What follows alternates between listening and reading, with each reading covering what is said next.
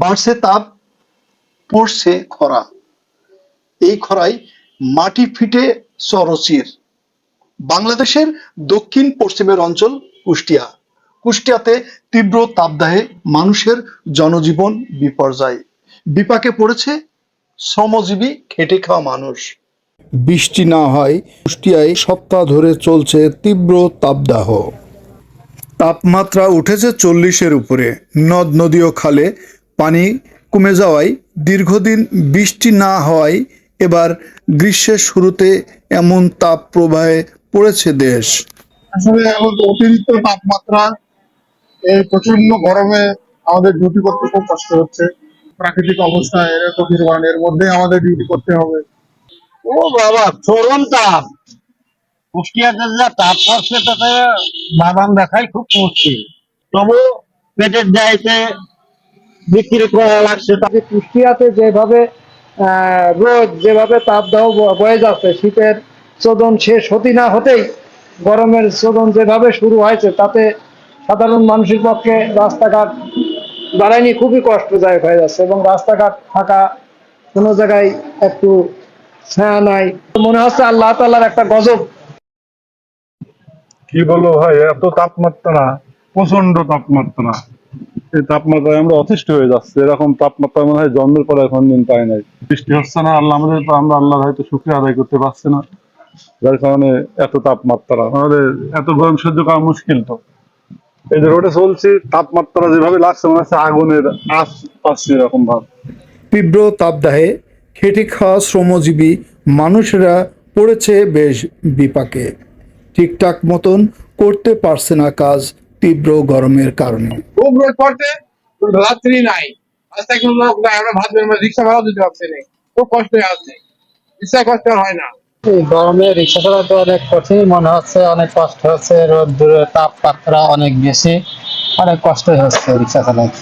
তীব্র গরমে মানুষের হাঁসফাঁস অবস্থা। তাই গরম থেকে পরিত্রাণ পেতে পরামর্শ দিলেন চিকিৎসক। চলমান তাপ প্রবাহের কারণে, এই অতিরিক্ত তাপমাত্রার কারণে আমাদের বিভিন্ন শারীরিক সমস্যা হতে পারে। বিশেষ করে বয়স্ক এবং শিশুরা এর কারণে অসুস্থ হয়ে যেতে পারেন। যারা রোদের আলোতে দিনের বেলা বাইরে কাজ করেন, এই ধরনের ব্যক্তি এবং বয়স্ক এবং শিশুদেরকে আমাদেরকে কিছু স্বাস্থ্যবিধি মেনে চললে আমরা এই তাপজনিত কারণে অসুস্থতা থেকে রক্ষা পাবো। বিশেষ করে দিনের বেলা যদি খুব প্রয়োজন না হয় তাহলে রোদে বেরোনো যাবে না।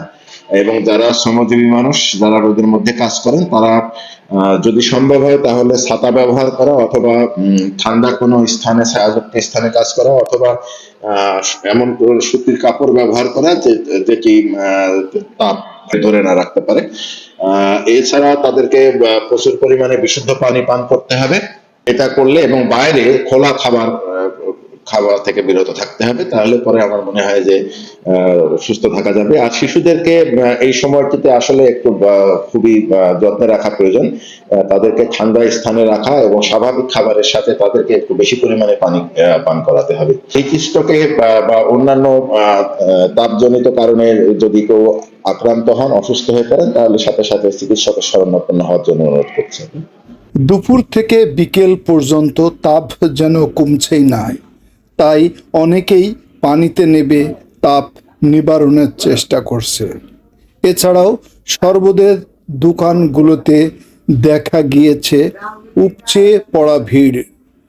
ছোট বড় সবাই যেন শরবতের দোকানে ভিড় জমিয়েছে, শরবত খেয়েই গরম নিবারণ করছে।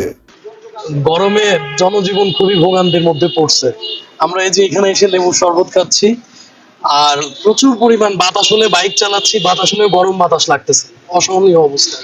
তীব্র গরম ও দীর্ঘদিন বৃষ্টি না হওয়ার কারণে কুষ্টিয়ায় ইস্তেস্কার নামাজ আদায় করেছে মুসল্লিরা।